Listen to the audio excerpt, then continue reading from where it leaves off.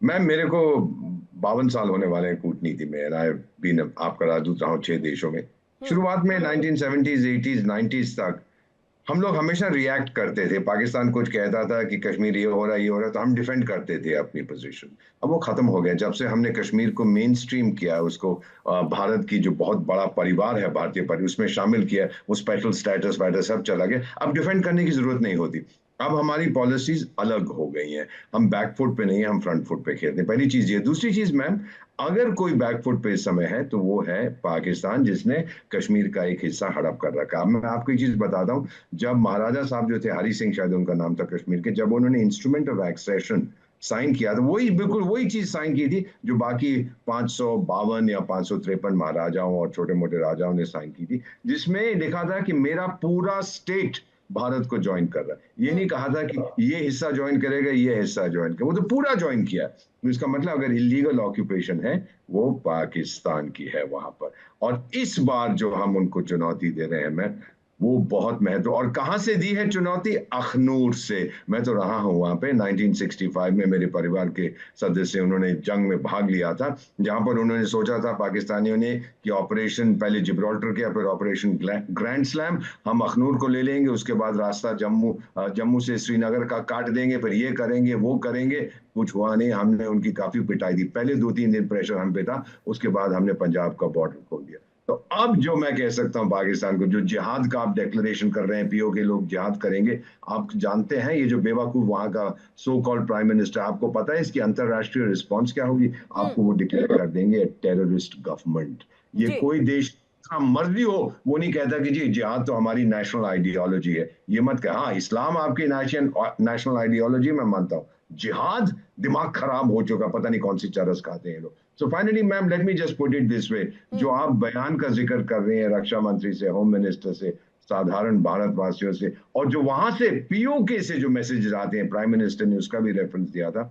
अब ये साफ जाहिर है कि अब ज्यादा समय नहीं लगेगा हम्म। कि कश्मीर पूरी तरह से भारत का हिस्सा बनेगा, जो सदियों से था। पाकिस्तान के जिंदा होने से पहले, क्रिएशन से पहले कश्मीर किसका हिस्सा था? वो तो मेरा हिस्सा था मैम। मैं तो सदियों से जीता हूं। ये तो 75 76 77 साल पुराना एक इलेजिटिमेट चाइल्ड है। तो ये चीजें अगर हम ध्यान में रखें, देयर इज नो क्वेश्चन कि अब वो वापस आएगा। और हमने जी। साफ। जी। ठीक है दीपक वोरा जी, हम आपके पास वापस लौटते हैं, बाकी मेहमानों का भी हम रुख करेंगे, लेकिन उससे पहले हम अपने संवाददाता रमन सैनी का रुख कर लेते हैं। रमन, आज अखनूर से जिस तरह से रक्षा मंत्री ने हुंकार भरी, उससे पहले अमित शाह ने भी यही बात कही कि जो हमने खो दिया हम उसको वापस लेके रहेंगे। उन्होंने सीधे तौर पे पीओके की तरफ इशारा किया था। पीओके से आवाज बुलंद होती है जिहाद की, लेकिन देखिए वहां की आवाम नाराज होती है। यहां अखनूर से इस तरह से हुंकार भरी जाती है। अब ऐसे में वो वक्त देर नहीं है कि जब पीओके कहीं ना कहीं हमारे हिस्से में होगा। इस हुंकार को किस तरह से देखा जाए, मायने क्या निकाले, क्या समझे?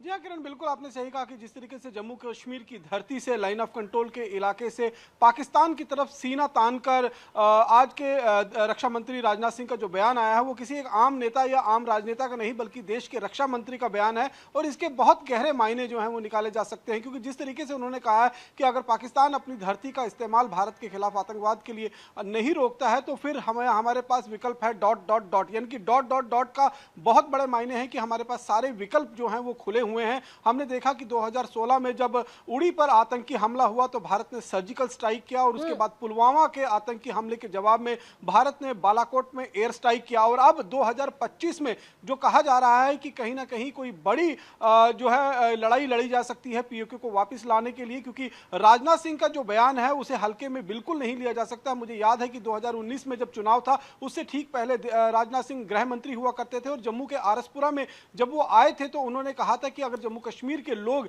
या जम्मू कश्मीर के अलगाववादी नेता या यहाँ की सरकार अपनी भाषा नहीं बदलती है और अलगाववादी नेताओं को नहीं रोकती है तो फिर हमें धारा 370 को जो है वो खत्म करना होगा। और ठीक वैसे ही हुआ कि चुनाव जीतने के बाद धारा 370 को हटा दिया गया। और आज का जो बयान है ये भी बहुत ही मायने रखता है।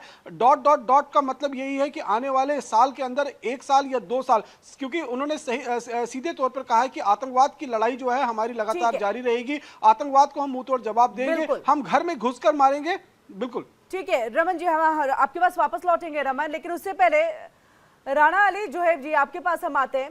डॉट डॉट डॉट का क्या अर्थ निकाला? क्योंकि देखिए, पाकिस्तान के लिए ही रक्षा मंत्री राजनाथ सिंह ने छोड़ दिया कि आपको क्या समझना है, ये आपके सेंस ऑफ ह्यूमर पर डिपेंड करता है। क्या समझा है पाकिस्तान ने इसे?